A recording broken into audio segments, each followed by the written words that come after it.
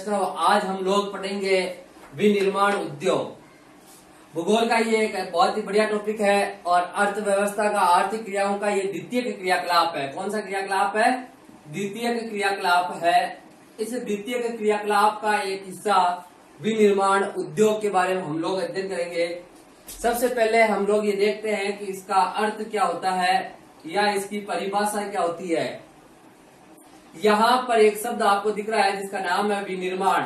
विनिर्माण का तात्पर्य होता है कि इस प्रकार का तथ्य जिसका एक बार निर्माण करने के बाद पुनः निर्माण करते हैं वो विनिर्माण कहलाता है। मतलब कि किसी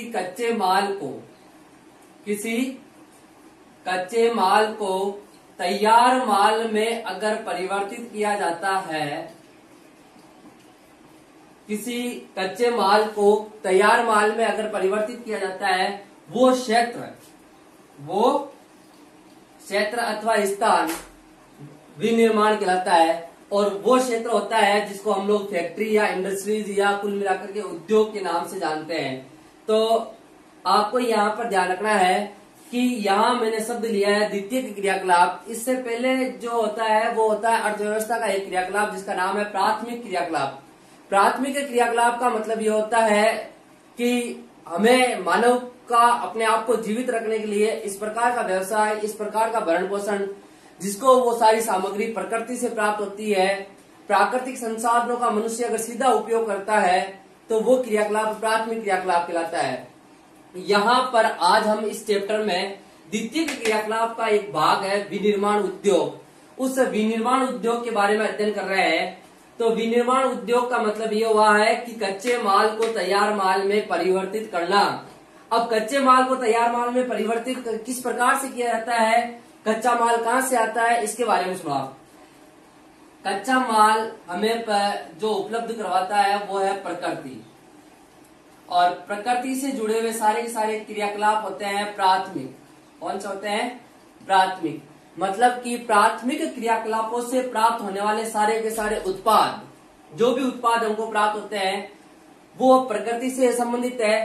फिर मानव कौशल, ध्यान से सुनना इस शब्द को, मानव कौशल तथा मशीन, मानव कौशल और मशीनों के माध्यम से इस कच्चे माल को तैयार माल में परिवर्तित किया जाता है। और ऐसा क्षेत्र जहां पर मानव कौशल और मशीनों के माध्यम से प्रकृति प्रदत्त कच्चे माल को तैयार माल में परिवर्तित किया जाता है वो क्षेत्र उद्योग कहलाता है, विनिर्माण का क्षेत्र कहलाता है, अर्थव्यवस्था का द्वितीय क्रियाकलाप कहलाता है। हम लोग अपने इस चैप्टर के अंदर आज हम विशेष तौर से भारत के अलग अलग प्रकार के जितने भी उद्योग होते हैं उन अलग अलग प्रकार के जितने भी उद्योगों के बारे में अध्ययन करेंगे। मतलब कि मेरा कहने का मतलब है हम उद्योग, भारत से संबंधित उद्योगों का अध्ययन करेंगे कि भारत में कितने प्रकार के उद्योग हैं,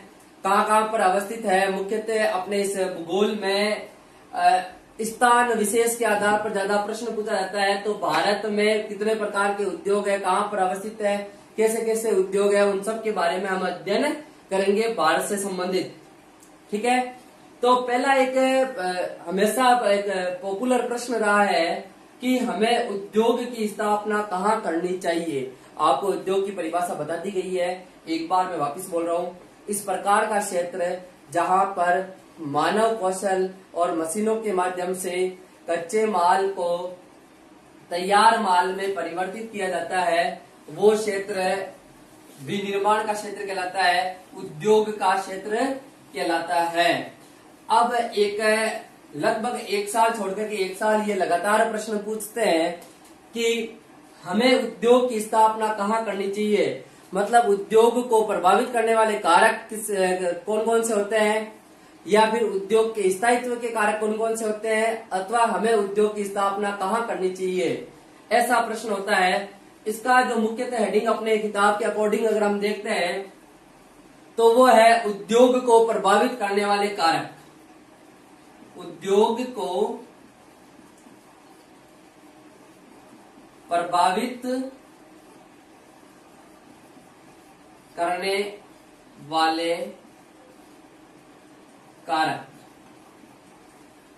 प्रभावित जो शब्द है, ये शब्द एकदम से थोड़ा सा आपको अटपटा सा लगता है, इसको समझना पड़ता है कि प्रभावित शब्द का मतलब ये होता है कि हमें इस जगह उद्योग की स्थापना करनी चाहिए कि जिस कारक से जो एजेंट होता है ना, जैसे कि मान लो कच्चा माल है, जहां पर कच्चा माल उपलब्ध होगा वहां पर उद्योग की स्थापना कर सकते हैं, अथवा जहां पर कोई खरीदने वाला है वस्तु को, वहां पर उद्योग की स्थापना कर रहा है। तो ये कच्चा माल हुआ, कोई खरीदने वाला है, पूंजी है, व्यवसाय है, ये इसको प्रभावित करने वाले कारक है। यहाँ पर कभी कभार तो ये सीधा हेडिंग देख करके प्रश्न पूछ लेते हैं, या कभी कभार प्रश्न पूछ लेते हैं स्थायित्व का कार्य, कि हमें उद्योग की स्थापना कहाँ करनी चाहिए। ठीक है, उद्योग की स्थापना कहाँ करनी चाहिए। तो इन उद्योग को प्रभावित करने वाले कारकों के बारे में हम आपको बताते हैं एक चार्ट के माध्यम से। जो प्रभावित करने वाले कारक है, यहाँ विशेष ध्यान देना। पहला है कच्चा माल। पहला कौन सा है?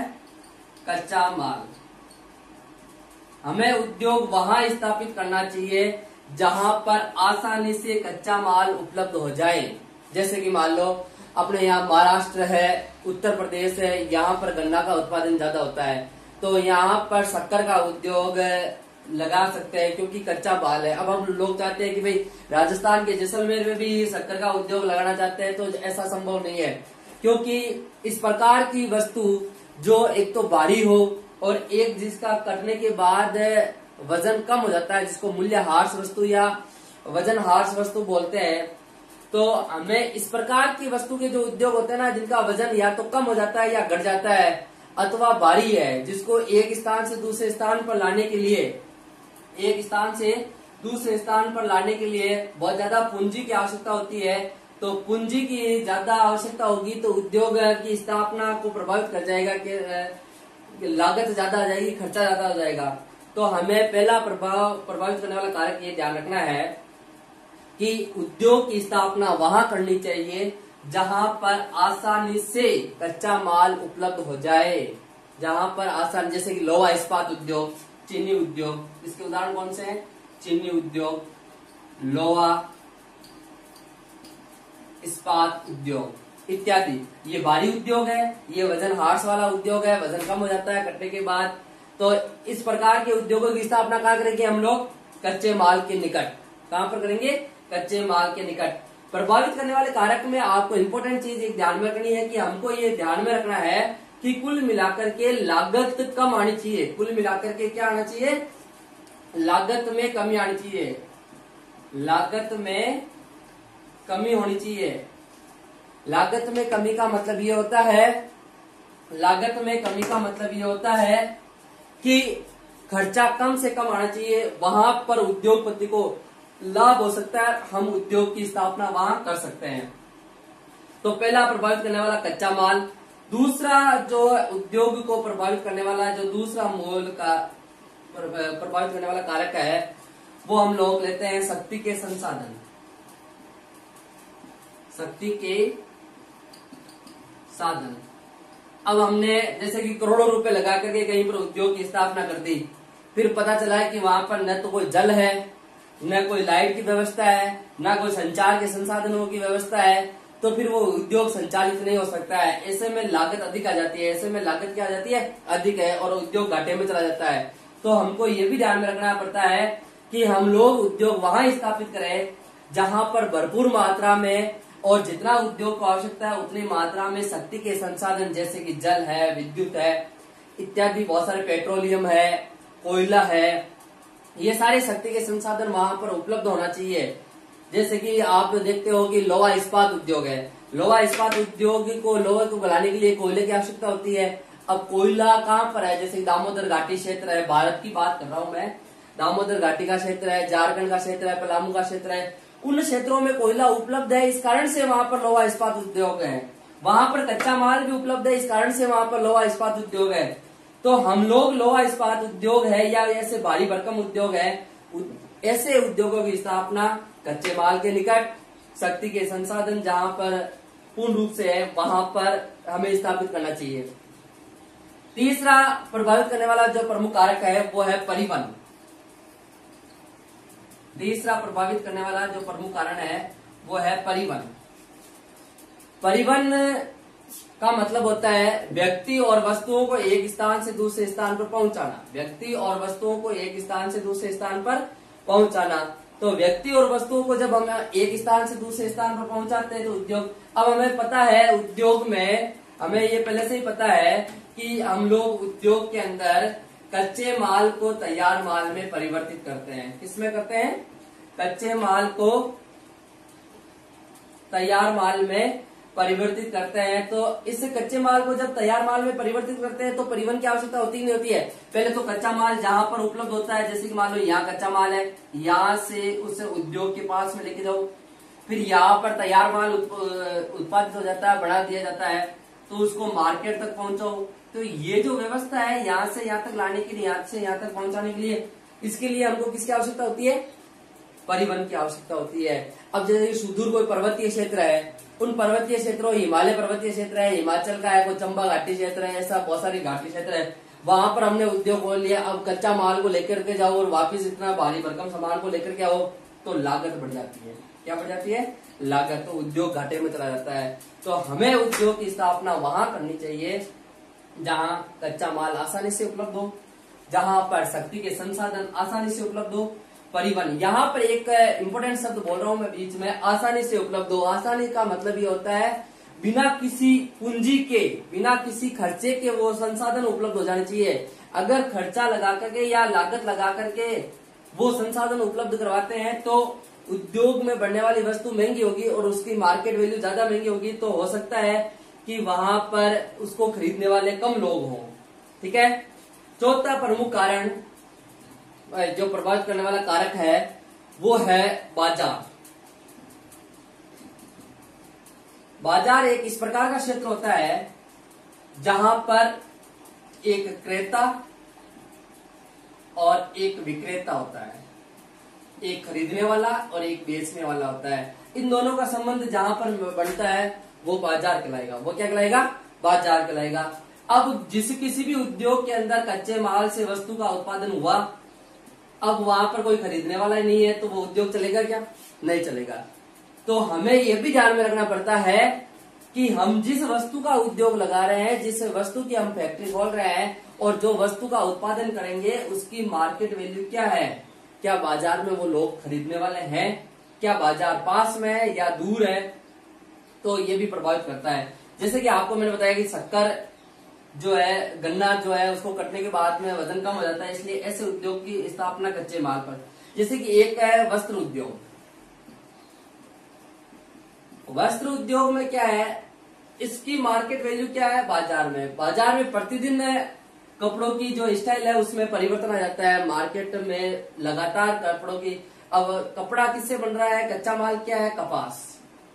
तो कपास को अगर मान लो किसी स्थान पर उत्पादन होता है, उसको हम मार्केट के पास में जाकर उद्योग खोलते हैं तो इसमें वजन कम नहीं होता है।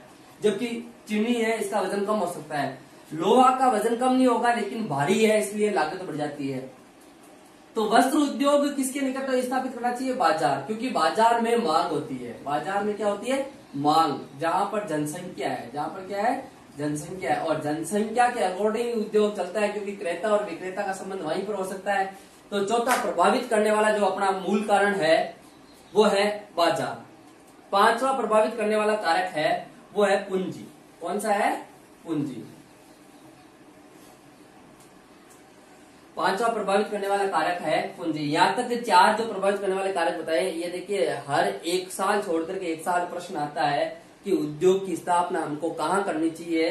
तो जहां पर कच्चा माल उपलब्ध हो जाता है आसानी से, जहां पर शक्ति के संसाधन उपलब्ध है, जहां परिवहन की व्यवस्था सुदृढ़ और बढ़िया है, बाजार उपलब्ध है, और पांचवा जो मुख्य चीज है वो है पूंजी।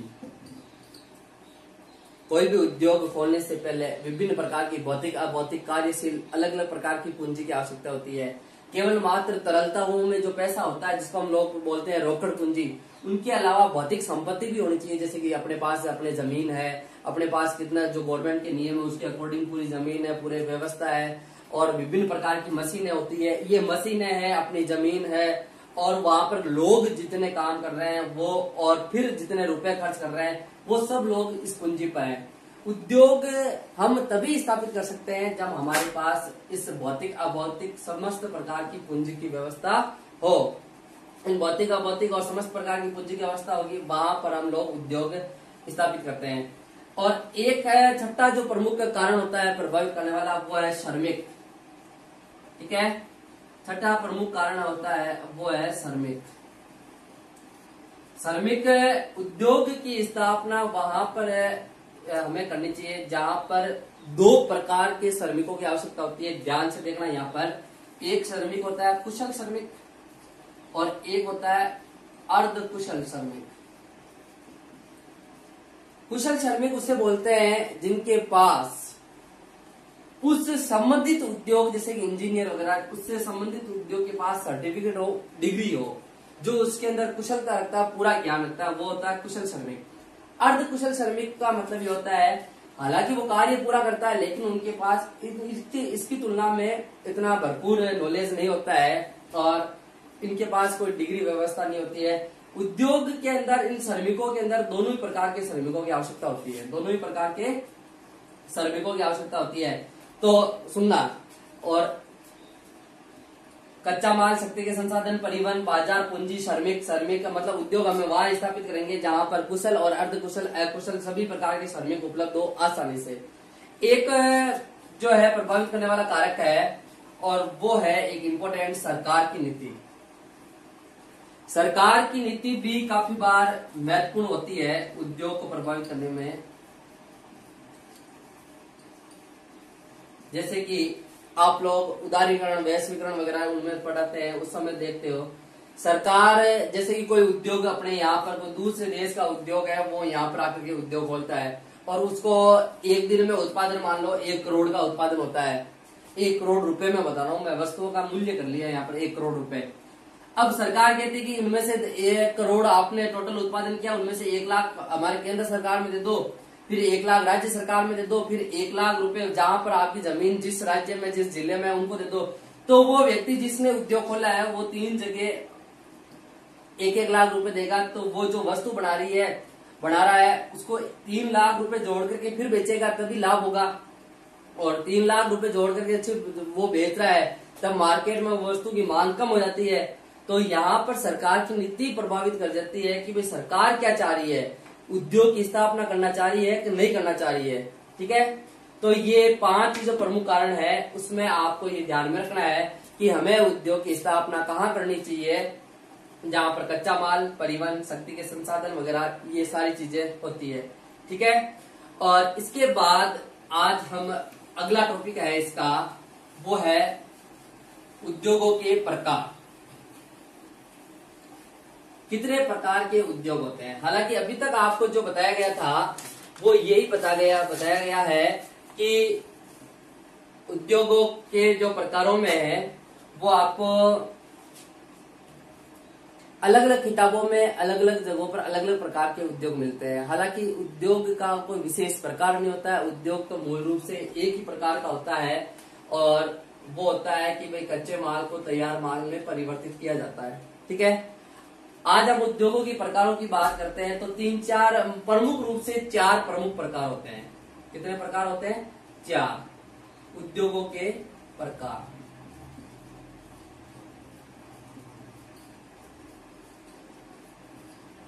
या वर्गीकरण। उद्योगों का वर्गीकरण।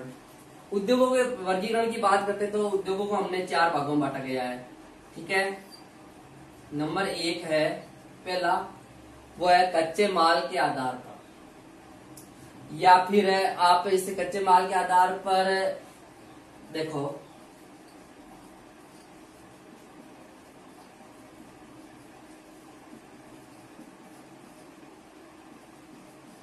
कच्चे माल के आधार पर का मतलब ये होता है बहुत सारे उद्योगों को कच्चा माल कहां से प्राप्त हो रहा है। जैसे कि शक्कर का उद्योग आपने देखा, तो शक्कर का उद्योग कच्चा माल कहां से प्राप्त हो रहा है? कृषि से। कहां से प्राप्त हो रहा है? तो वो उद्योग कृषि आधारित उद्योग कहलाएगा। ठीक है, गन्ने का उद्योग है, शक्कर का उद्योग है, मान लो कि तेल का उद्योग है, वनस्पति तेल का उद्योग है, घी का उद्योग है, ये सारा कच्चा माल कहां से प्राप्त हो रहा है? खेती से हो रहा है, तो ये कृषि आधारित कच्चा माल है। बहुत सारे जैसे कि लोहा इस्पात उद्योग है, पंखे का उद्योग है, आप विभिन्न प्रकार के उद्योग देखते हैं, तो इनको कच्चा माल कहाँ से प्राप्त हो रहा है? खनिज से। कहाँ से हो रहा है?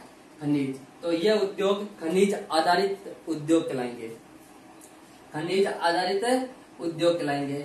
बहुत सारे जैसे कि आप लोग देखते हो कि प्लास्टिक वगैरह या ऑयल पेंट है, ऑयल है, जिसमें रासायनिक तत्व काम आते हैं, वो रासायनिक उनको जो है कच्चा माल कहाँ से प्राप्त हो रहा है? रासायनिक प्रक्रियाओं के माध्यम से। तो वो रासायनिक कच्चे माल के आधारित पर होते हैं। विभिन्न प्रकार के आप देखते हो कि फर्नीचर का उद्योग है, लकड़ियों का उद्योग है, उनको कच्चा माल कहाँ से प्राप्त हो रहा है? वन से। तो ये कच्चा माल जहां जहां से उनको प्राप्त हो रहा है वो वन आधारित है। जैसे कि चमड़े का उद्योग की बात करते हैं तो उनको कच्चा माल कहाँ से प्राप्त हो रहा है? पशुओं से। तो कच्चे माल पर आधारित उद्योग का मतलब ये हुआ है कि जिस उद्योग को कच्चा माल कहाँ से प्राप्त हो रहा है। अगर कच्चा माल खेती से प्राप्त हो रहा है तो कृषि आधारित उद्योग, अगर कच्चा माल खनिजों से प्राप्त हो रहा है तो खनिज आधारित उद्योग, अगर कच्चा माल रासायनिक पदार्थों से प्राप्त हो रहा है तो रासायनिक पर आधारित उद्योग, अगर कोई कच्चा माल जैसे कि वन से प्राप्त हो रहा है या पशुओं से प्राप्त हो रहा है तो पशु आधारित उद्योग। इनके एक एक उदाहरण के बारे में कभी कभार पूछ लेता है, जैसे कि चीनी उद्योग, लोहा इस्पात उद्योग, प्लास्टिक उद्योग, चमड़ा उद्योग है, फर्नीचर उद्योग है। ये ऐसे उदाहरण इनके कभी 1 नंबर का प्रश्न अगर पूछते हैं तो इनमें से पूछ लेते हैं। तो उद्योगों के प्रकार का पहला प्रकार, ये जो है 5 जो छोटे भाग लिखे हैं ये इसके उप प्रकार कहलाते हैं, छोटे प्रकार। दूसरा, उद्योगों को हम आकार के आधार पर भी बांट सकते हैं। आकार के आधार पर, आकार के आधार पर हम उद्योगों को मूल रूप से 3 भागों में बांटते हैं। आकार के आधार पर हम लोग उद्योगों को कितने भागों में बांटते हैं? 3 भागों में बांटते हैं। यहां देखना, पहला है कुटीर उद्योग, दूसरा है छोटे पैमाने के उद्योग,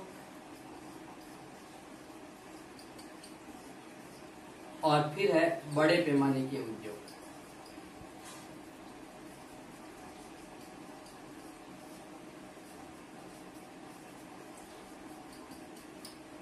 देखिए यहां पर आपको इसको सही ढंग से अंतर करना सीखना है, क्योंकि आजकल पैटर्न थोड़ा सा चेंज हो रहा है। इनमें अंतर पूछने लग गए हैं।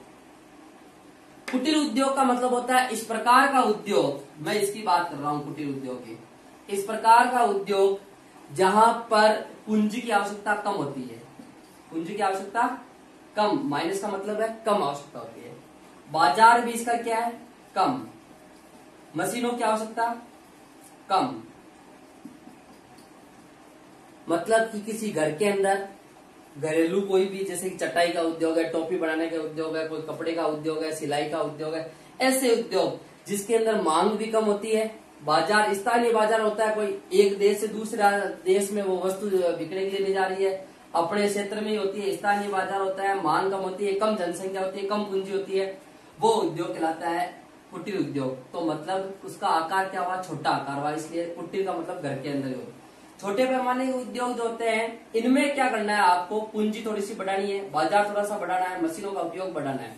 मतलब मशीनें भी बढ़ गई है, बाजार भी बढ़ गई है, पूंजी भी बढ़ गई है, थोड़ा सा आकार बढ़ा है, उत्पादन अधिक होता है, उत्पादन भी अधिक होता है छोटे पैमाने के उद्योग में।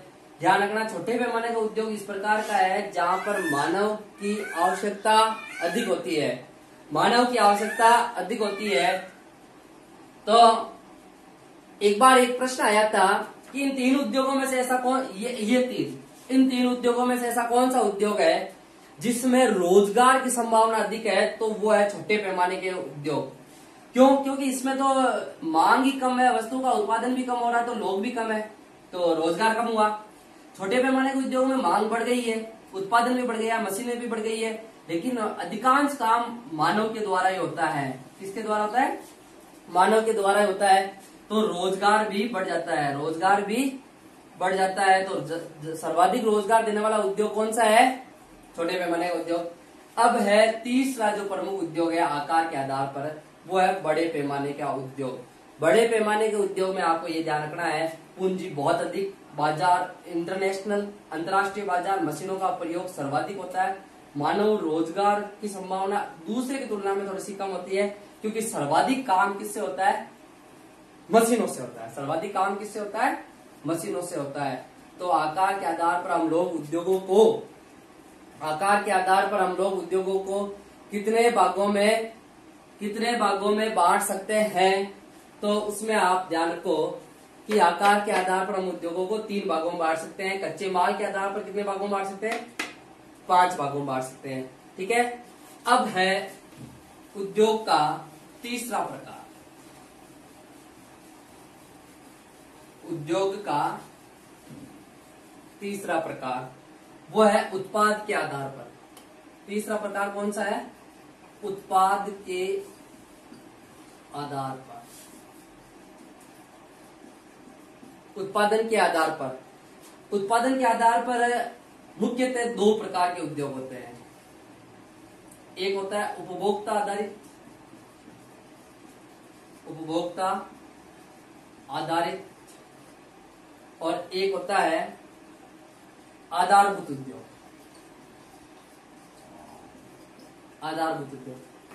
इस प्रकार के उद्योग जिनके उत्पादकों का प्रयोग सीधा उपभोक्ता करता है, जैसे कि बिस्किट का उद्योग, फैक्ट्री में बिस्किट बने, सीधा उपयोग कौन कर रहा है? हम लोग कर रहे हैं खरीद करके।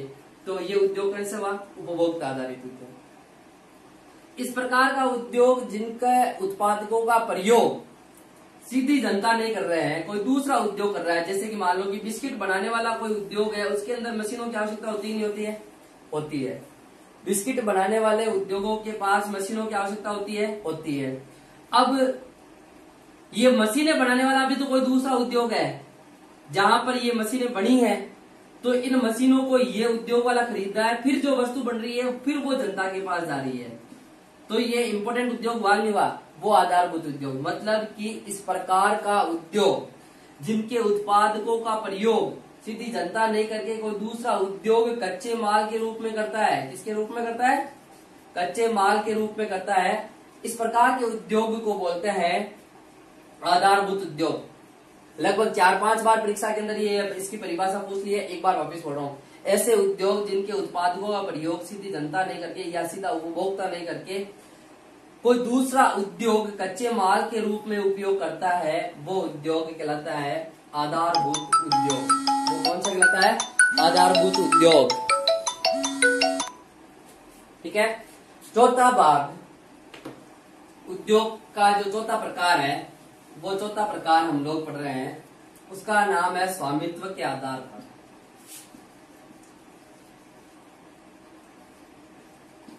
स्वामित्व के आधार पर।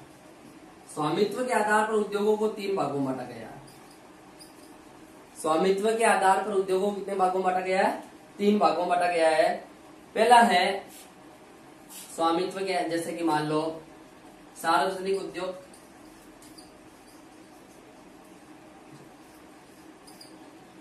उद्योग और दूसरा है निजी उद्योग और तीसरा है संयुक्त उद्योग।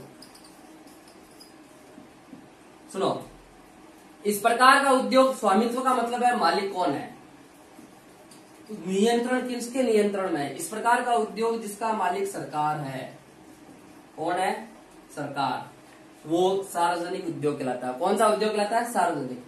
इस प्रकार का उद्योग जिसका स्वामित्व है किसी प्राइवेट सेक्टर के पास, निजी व्यक्ति के पास होता है, वो कहलाता है निजी उद्योग। जैसे कि Tata and iron steel company. और कोई सरकार के उद्योग होते हैं, जैसे रेलवे भारत सरकार क्या है। और संयुक्त उद्योग का मतलब होता है इस प्रकार के उद्योग जिसका स्वामित्व, जिसका मालिक सरकार भी है और निजी संस्था भी है, दोनों होते हैं, वो तो कहलाते हैं संयुक्त उद्योग। निजी उद्योग पूर्ण रूप से प्राइवेट सेक्टर होता है, सार्वजनिक उद्योग सरकार के नियंत्रण में होता है, ये मालिक है। तो उद्योगों को हमने कुल मिलाकर के कितने भागों में बांट दिए? 4 भागों में। कच्चे माल के आधार पर और आकार के आधार पर, उत्पादन के आधार पर और स्वामित्व के आधार पर। ठीक है। और इससे पहले हमने उद्योग की परिभाषा, उसका अर्थ और उसके विभिन्न उद्योग को प्रभावित करने वाले कारकों के बारे में अध्ययन किया है। ठीक है, थैंक यू।